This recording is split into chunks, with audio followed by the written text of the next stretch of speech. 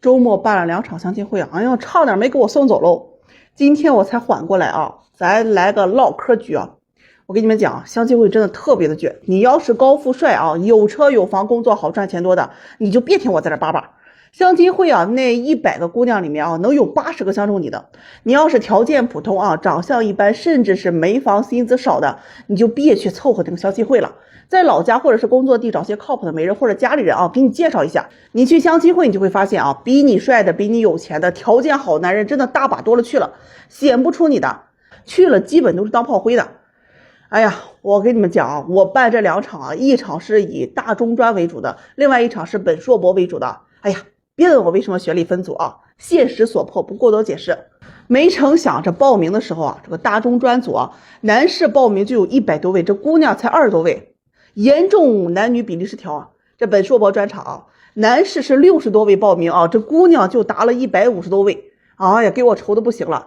你看，有些原本是属于这个本硕博专场的男士啊，他们可能因为个子不高啊，长相一般啊，就会觉得自己啊可能配不上和自己条件差不多的，就主动选择大中专组的。而那些原本就应该在大中专组的女士们啊，哎呀，就各种理由跟你解释呀，我非得去这个本硕博专场。有的说呀，哎呀，我是函授本科，有的说我是在职研究生，还有的说，哎，我正在考国外的本科，还有造假的，哎呀，那 PS 的网图啊，拜托，你是来考验我的智商的吗？反正你苦口婆心跟他去啊，你即便去了也没用啊，也不符合男士的择偶要求。他们就会跟你讲啊，自己性格很温柔啊，很漂亮。哎呀，我学历虽然低，但是你不能狗眼看人低吧？反正啊，从报名就能看得出来，这个女孩子基本都是想高价，男孩子基本都是能够接受低取的。没法啊，相亲会是那种就是1对1啊，面对面轮番认识的形式，那需要考虑这个男女比例持平。我就把一些不符合要求的姑娘啊，往大中专那个组里面刷。把一些优秀的男孩子就往本硕博那里面提上来。好了，这相亲会开始了啊！哎呀，你们不知道，这相亲会现场又是卷了一批。这个95%的姑娘啊，就盯着那5%的这个工作好、长得好、哎赚得多的男士。有一位29岁的男士，硕士学历啊，做金融的，赚的特别多，个子高，而且长得特别帅啊！现场都有30-40位女士啊，就要跟他表白啊！哎呀，这可把周边的这个男士给馋的呀！这现场啊，有80%的男人啊都看脸，哎，谁好看对谁热情，聊的就很好。这我印象还比较深的是有一位88年女博士，就属于那种执迷不悟型的啊。她的择偶要求啊，就是男博士年收入100万起，这每个人面前都有一张 A4 纸的，上面都有自我介绍和择偶要求啊，方便别人认识的嘛。基本啊，这个男孩子一坐他对面啊，没有30秒就走了。哎呀，最后啊，这姑娘干脆摆烂，就一直在那里刷视频玩手机啊。现场还有一个男孩子也特别逗，跟女孩子在沟通的时候啊，是带着体检报告和开房记录去的，直接就跟人家说，哎，如果你喜欢我的话，你得给我看你的体检报告和开房记录。反正啊，现场什么人都有的。哎呀，开完相亲会之后，你就会发现啊，有些年轻人是真性情有个性啊，去相亲啊，就像拿着职场人找工作 HR 选候选人那一套去相亲的。在他们的逻辑里面啊，选择相亲对象就是罗列出一大串的择偶要求，然后呢去筛选简历。初次见面就是面试、沟通、确认简历上的细节，约会发展感情，完善对候选人的细节把控。确认关系就是给候选人发 offer 啊，然后骑驴找马继续面试啊，广撒网多捞鱼，听天由命搏概率。反正就是我爱咋咋地，喜欢我的自然喜欢，不喜欢我的我就换人嘛。给他们相亲找对象哈，那个咋唱啊？我已习惯你突然间的自我挥挥洒洒，把自然看通透。我唱的跑调没？反正啊，跑调那是我的风格啊，你们不要笑的。这有人说啊，相亲就像货比三家，这话也没毛病。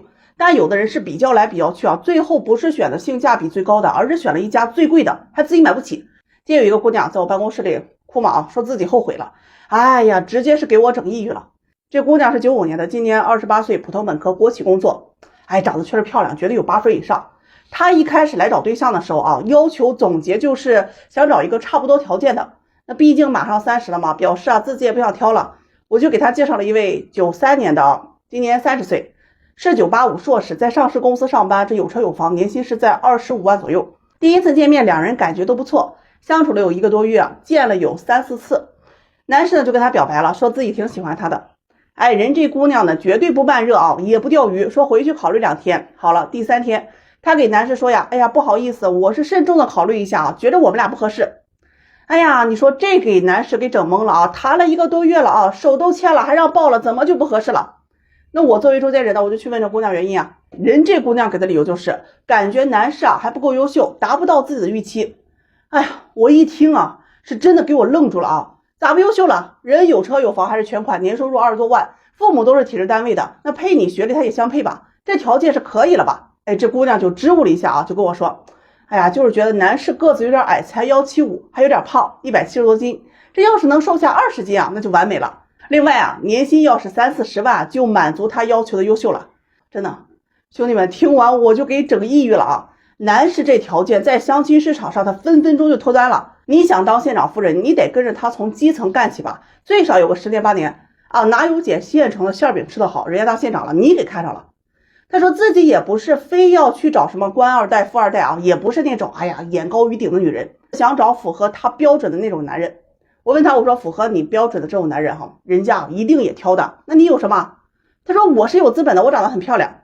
你看，你把相亲当生意，你出美貌，他出优秀的条件，那公平交易，童叟无欺啊，这个也没什么问题。但是这里面有一个致命的关键，就是你的美貌会消失的，他的优秀一定会随着时间逐年递增的，而你不可能一年比一年要漂亮吧？最后他反正就是我强烈要求换人的，换更优秀一点的。后面真的给他介绍了不少啊，有位国企的管理人，个子挺高，赚的挺多，他觉得男方父母工作不好，介绍个家庭条件好的，他觉得男士啊长得不好看。那介绍个长得好看的家境好的，他觉得男士啊这个性格不行，反正挑了一圈没得挑了啊，他就很委屈的问我，哎呀，为啥就没有优秀的男人？最后一拍大腿，反应过来失策了，还是第一位男士条件可以。隔了半年呀，吃回头草，又去找人家了。哎呀，说自己考虑了一圈啊，决定愿意和你在一起。谁知人男士不搭理他呀，把他给拉黑了呀。跟他分手没2天啊，人家就很快脱单了。哎呀，他就听说这男士啊，现在谈的女朋友是99年的本科啊，在事业单位工作，比他是年轻又漂亮，那都给他气得不行啊，哭着跟我说，哎呀，自己真后悔，又错过了1年。当初你们有1万种可能在一起的时候，你挑3拣4想找更好的，现在好了，黄花菜都凉了。相亲啊，你不要傻乎乎的就是觉得是你在挑别人，当他的优点符合你的要求啊足够的时候，他也具备筛选的资格。如果你想着相亲市场上优秀男人都去哪的时候，能不能先反思一下你在20多岁的时候你去了哪里啊？我知道我怎么选的会后悔。哎呀，今天给你们唠个相亲成功的故事啊！整天听我吐槽，好多伙伴说要命了啊！很多人跟我说，老师你今儿跟我讲相亲成功的，我都觉得像听神话故事呢。关注我比较早的老粉啊，应该是有印象。这个去年我就分享过一个姑娘啊骑电动车去相亲的事儿，就是去年的时候有一个姑娘和一个小伙子啊给他们交对象，第一次见面就约在这个饭店里啊。这男士打电话给这个姑娘就说要去接她，人姑娘一看这两人相距太远了嘛，觉得男士接她路程会变长，而且也比较麻烦，就委婉拒绝了。她就跟男士说啊自己要打车去，哎，这男士拗不过呢，就自己去了饭店。这个姑娘呢哈，她就原本是想着打车的，但是又觉得吧这个饭店吧她也不是很远，打车吧就比较贵，于是啊就骑着她妈妈那种老款的电动车啊去相亲。人这姑娘是精心打扮了一番啊，你想想穿着这个白裙子吧应该啊，骑着电动车就去了。啊，那电动车她买的时间也比较长了啊，这年限一长就有点破，嘎吱嘎吱的响。这姑娘去相亲啊，她要面啊，提前就把电动车就停在了离饭店门口啊这个不太远的一个停车场里面。吃完饭，这男士就要送她啊，她这不是因为有电动车在的嘛，就给拒绝了，让男士先走啊。她怕看见呀，就在那求这个男士走了之后，这姑娘就偷偷的去骑车啊。没成想就发生一件很尴尬的事情，就是她骑着电动车啊，就吱嘎吱嘎的就往外骑的时候，正好碰见男士在那付停车费啊。哎呀，那一瞬间啊，两人四目相对啊，特别的尴尬。这姑娘就心里想着，哎呦我去，这也太巧了吧，好丢人呐。男士就想着哈，这怎么办啊，怎样才能显得不那么尴尬。哎呀，两人简单打了个招呼，因为特别尴尬嘛，就赶紧分开了。这个回家，这姑娘就跟我说，哎呀自己觉得特别丢人啊，觉得这个印象肯定不好了。没成想人男士啊对这姑娘的印象就特别好，觉得她呢不做作，哎也没有虚荣心，还朴实无华的，就决定一定要去追这个妹子。从这个事情之后啊，这男士就每天跟这姑娘聊天啊，哎呀两人一有空啊就约出来吃饭。人男士心比较细，每次约会啊就在这姑娘家附近，再也不用骑电动车去了。吃完饭呢，两个人就经常去踏马路啊，走走停停的聊天。哎呀，都能每天从8点多聊到11点多，直到把这个姑娘送回家，那还依依不舍。两个人这个聊天的话题啊，都是分享一些自己生活当中很开心的事情啊，对待一些事物的看法。从来都不聊，哎呀，你的车子是什么牌子啊？你的房子有多大？你父母有没有退休金啊？很开心的事情，他就会主动分享给对方，对方总是能够立马回信，彼此都能顾虑到对方的感受啊。每次见面啊，这姑娘都会给男士带点小礼物啊，这男士啊同样也会给她就是编各种理由啊，说带一些土特产、补品等等。就这样，两人认识了有2个多月之后啊，就有一次晚上，这两人不是去公园散步嘛，情到深处呀，这男士就拉起姑娘的手啊，说我想跟你在一起啊，我知道未来的路很远，你能陪我走吧？真的啊，那一刻没有鲜花，也没有什么甜言蜜语，一个问句，一个肯定的回答，我愿意陪你。就这样呢，两人确认了男女关系啊。在一起之后啊，这生活过得就越来越甜，就是你遇对了人之后啊，才有的那种感觉。每天都很有期待，哎，一到周末两人去约会啊，每天晚上就聊聊天。认识了半年之后啊，这姑娘就把男士啊带回了家里去见父母啊。女方的父母很满意，觉得男士啊人品好，懂礼貌，工作也很努力。这男士的父母也见了这个姑娘，姑娘性格温和明事理，人父母开心的不得了啊。很快啊，今年5月份的时候，双方父母安排见了面，谈了订婚和结婚的一些事情啊。这双方礼尚往来啊，彩礼呢是8.8万和3金，女方陪嫁了6.6万和家电的4大件。这双方家长共同出资啊，给小两口啊置办了一辆20多万的小轿车。哎呀，我这办公室可能中央空调有点冷啊，人男士呢就时不时的会问这姑娘冷不冷，哎，要不要给你倒杯热水？这姑娘就说不用啊，反过来他会关心男士啊，你冷吗？摸了摸男士的胳膊说啊，哎呀，很凉，要不要啊？给你倒杯水。真的那种幸福你是很明显能够感受到的。我觉得有句话我很认可，叫做幸福的家庭它都是一样的，不幸的家庭真的各有各的不幸。最后啊，祝福新人啊，新婚幸福，海枯石烂，同心永结，地阔天高，比翼齐飞啊！哎呀，我掐指一算啊，看我视频的单身伙伴们立马脱单。Hello， 宝子们啊，今天给你们讲个悲伤的故事。哎呀，谈恋爱这事儿啊，它一般都不太让人省心的。有一对男女啊，两人大学同学，也是大学临近毕业谈的恋爱。这姑娘父母啊，家里条件比较好，在事业单位工作。男方父母是农村家庭啊，这个爹妈都是在城里务工的。这姑娘一开始就有点看不上男方家庭嘛，毕竟相对于她来说啊，反正比较差的。感情当中啊，这条件比较好的一方啊，这脾气就容易大一点。平常呢，这姑娘就比较作闹。好在这男友的脾气比较能忍啊，一直就让着她。毕业之后啊，男方去了社会上工作，这女方就继续读书啊，考上了研究生。当然，大家千别猜啊，上岸第一箭啊，先斩意中人。这事儿啊不是这么发展的。刚工作那2年啊，哎呀，这个创业嘛，压力也比较大，男方吃了不少苦啊，这一直都失败。两人呢，这不谈了有3年的时候，男友就提出来想带着姑娘回家让父母见见啊，但是被这个姑娘给拒绝了。理由是啊，这个姑娘的父母啊，觉得男方的家里条件太差了，你看没有车房，而且学历啊也不如这女方高啊，也不门当户对啊。但这个姑娘呢，当时也没有提出分手，让男友啊就想办法要多挣钱嘛啊，买了房之后再见父母。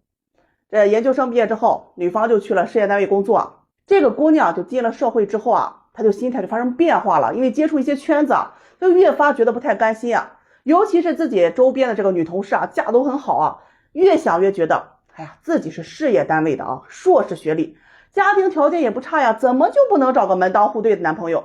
哎呀，于是越想越生气啊，这脾气啊，她也是越来越闹。男友呢，也是觉得自己啊并不优秀，给不了女友啊想要的生活。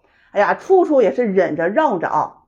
前年的时候，这俩人都28岁快30了嘛啊，男友就提出来想要跟他结婚，被女友啊这个以家里人不同意，直接给拒绝了。你说分吧哈，这个女友她也不分，说习惯了男友在身边。其实啊是他背后也去相亲啊，没有遇到条件好的还喜欢的。这说结吧，女友也不结，态度也很一般啊，平常呢也比较作闹一点。就这样，两人就这么一直谈着。去年的时候啊，这个男友啊就开始转运啊，好几个项目同时开始盈利，而且是越赚越多。这最多的时候一年啊都能达几百个。这姑娘一看啊，立马跟男友提出来要领证结婚。哎呀，反转啊，总是有反转的啊。男友却以工作比较忙给拒绝了，把女友给气的呀。而且在年底啊，这个男友跟这个姑娘提了分手，转身就跟一位25岁年轻又漂亮的妹子相亲成功了，谈了恋爱，把这个姑娘给气得够呛啊。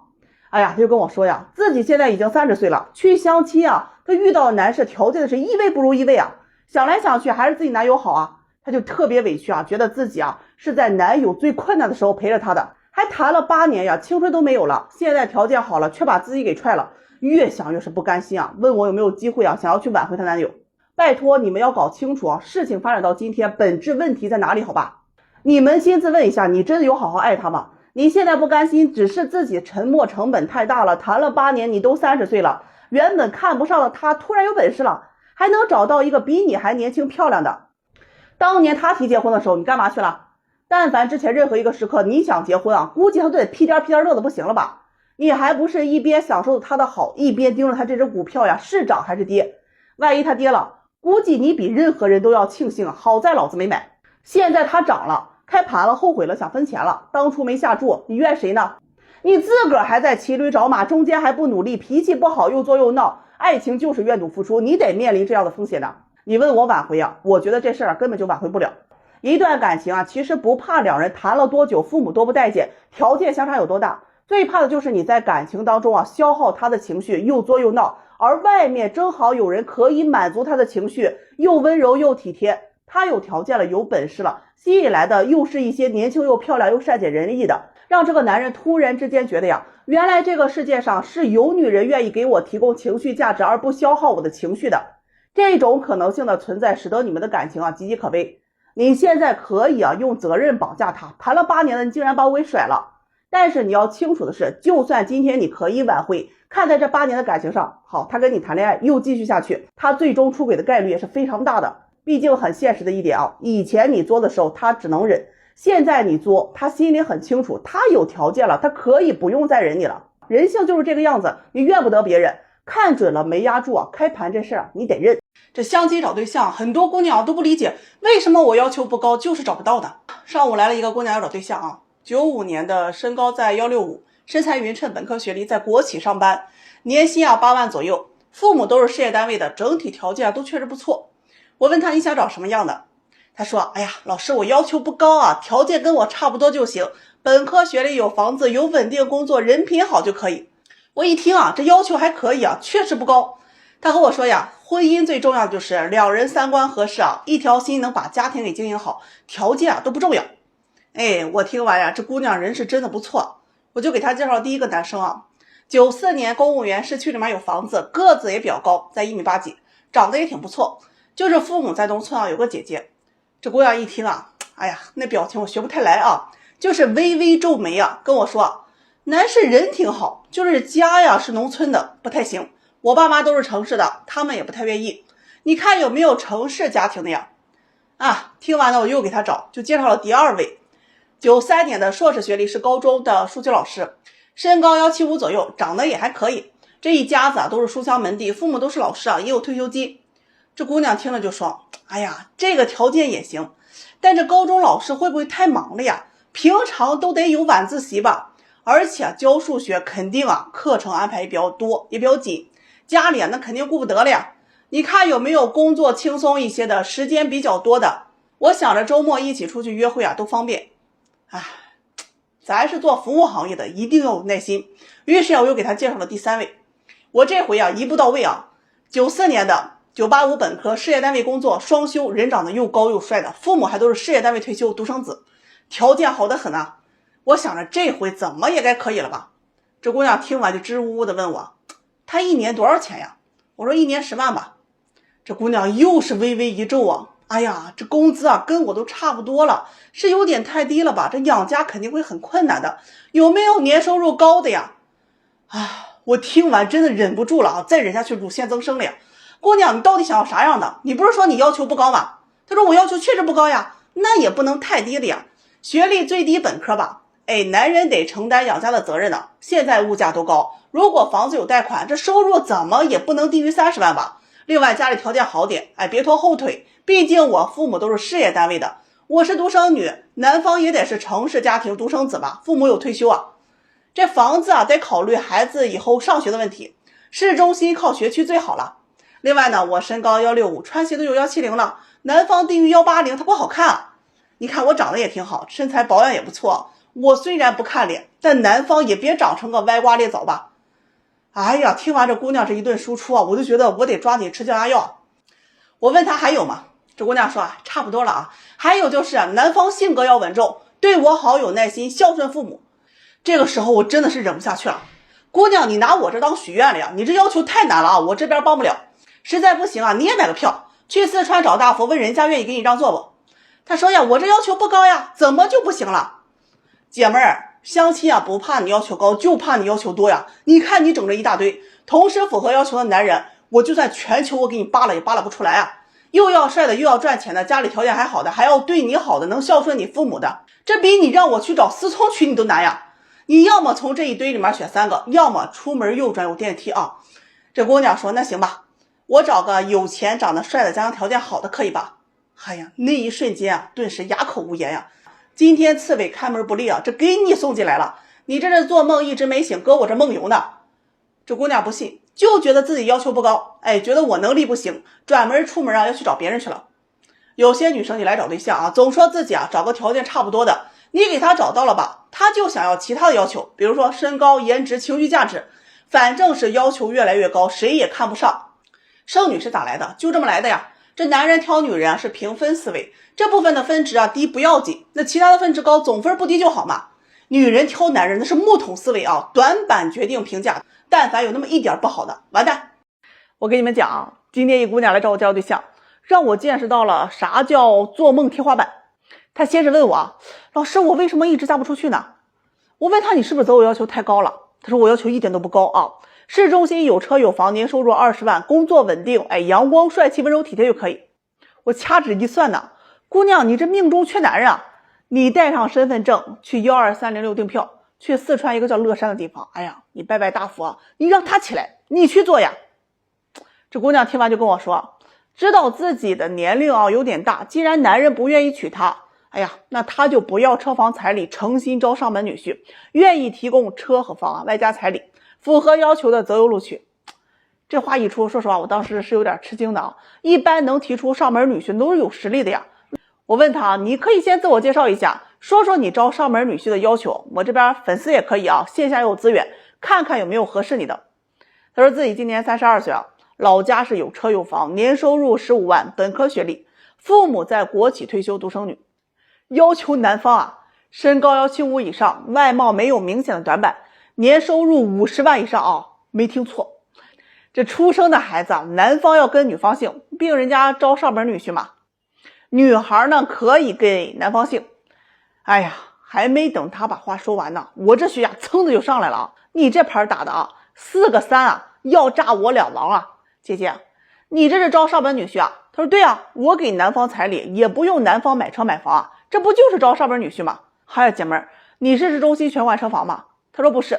你给多少彩礼？他说手上目前存款10万，愿意全部都给出啊，但是希望男方能够把这个钱带回来，家庭使用。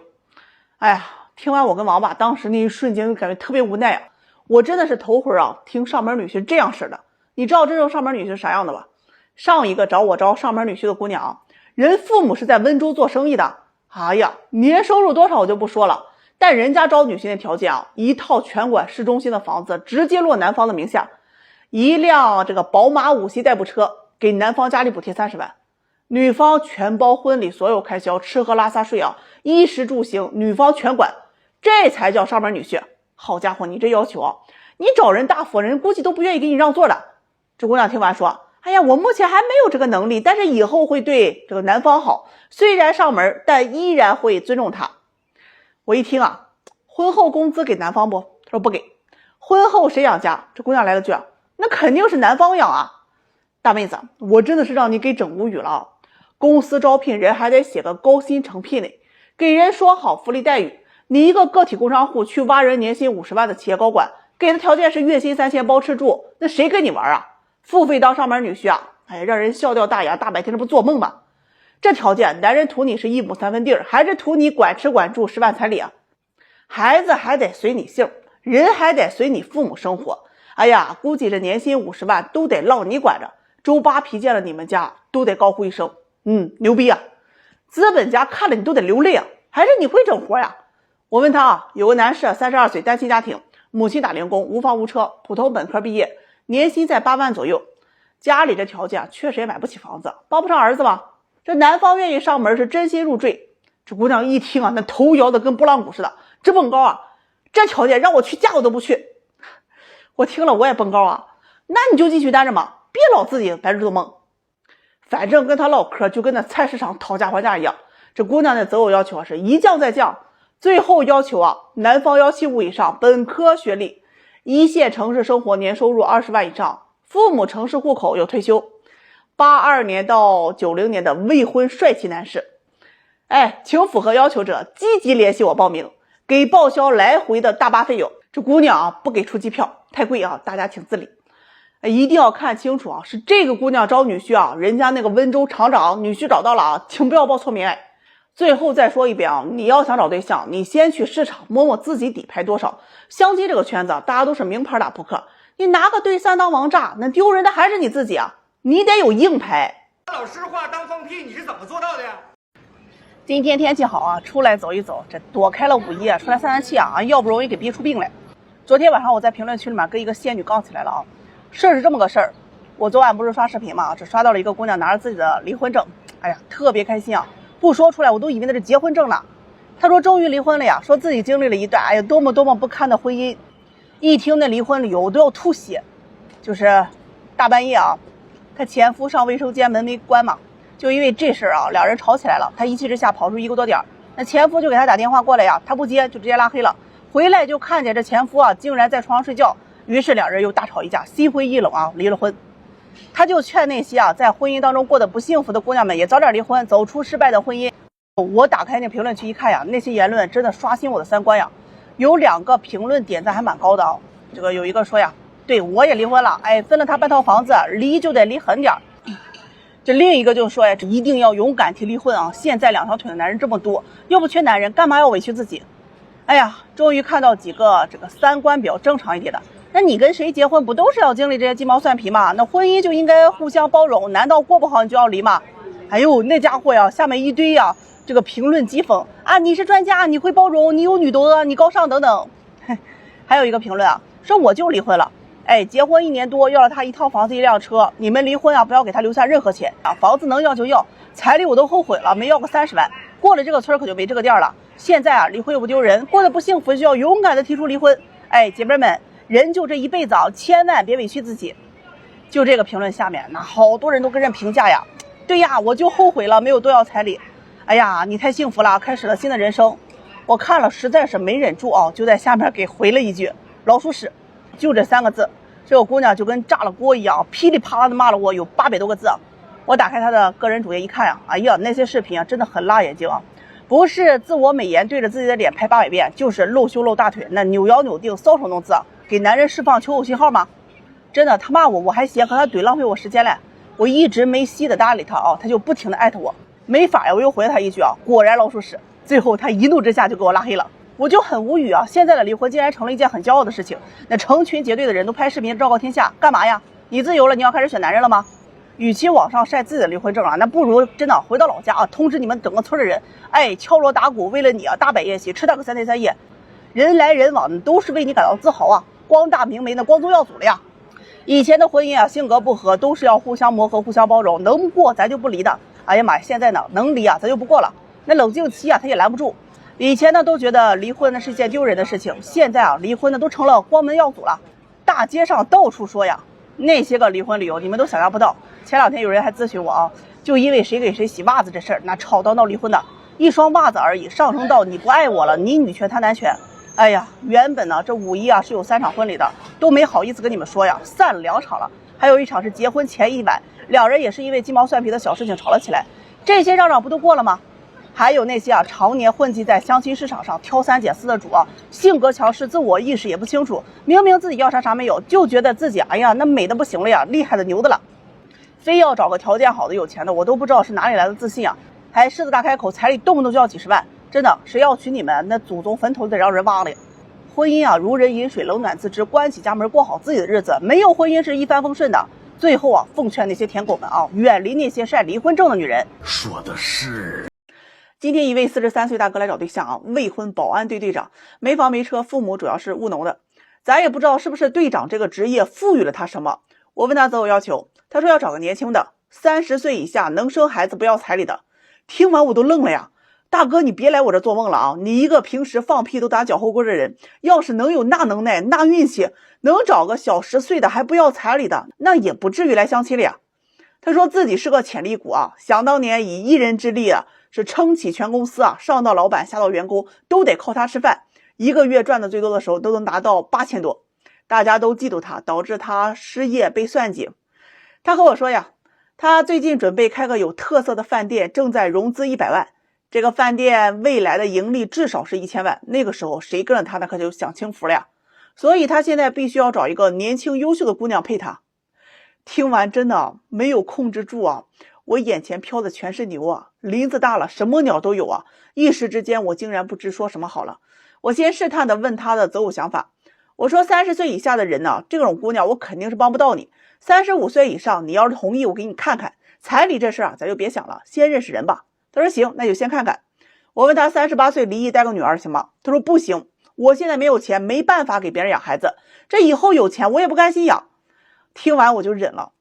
那离异不带孩子呢？他说不行，有孩子呢以后肯定也会联系，还得给抚养费，这对他不公平。我再忍。那有一位39岁未婚的女士行吧，没孩子也没结婚还没负担。他说不行，年龄太大了，他要准备生2个孩子，这质量不好，而且自己呢是很有想法有事业心的，以后啊赚了钱，这孩子多了可以继承家业。听完真的是刷新我的三观和眼界了啊！你都43岁了，女方未婚35岁以下还能给你生2个孩子，靠画大饼和你过日子吗？你要么踏踏实实的找对象啊，别搁这做白日梦，要么你就出门左转赶紧走。最后他跟我说呀，那找没孩子的寡妇也行啊，这离了婚没生孩子的也可以，长得丑点胖点都能接受，只要能生孩子就行。哎，他说完我还真想起一位啊，有一位34岁未婚，长得矮了一些，这个1.5米的身高啊，腿部有点残疾，不太好找对象。他看了资料说可以，能生孩子就行。电话联系了女方之后，人家女方说呀，自己是没父亲，这母亲啊目前瘫痪在床，需要照顾，自己对男方呢也没有太多要求啊，能帮他分担一些生活压力和体力劳动就可以。他听完就犹豫了，说换个吧，自己也没钱，这家庭条件负担不了，也没能力啊去帮他。听完一时之间我真的不知道要说什么了，哎呀，喝了口水差点给喷出来，我怼他我都找不着词儿啊。最后他跟我说呀，实在不行啊，让我帮他找个女方条件好的，有车有房，一年能赚个20-30万的，对他也不错，他愿意去入赘。临了还强调了一下他的价值啊，自己以后肯定是要赚很多钱的。反正我是听不下去了，赶紧给他送走了。哎呀，我这个店儿这女大佛她也没那么多呀。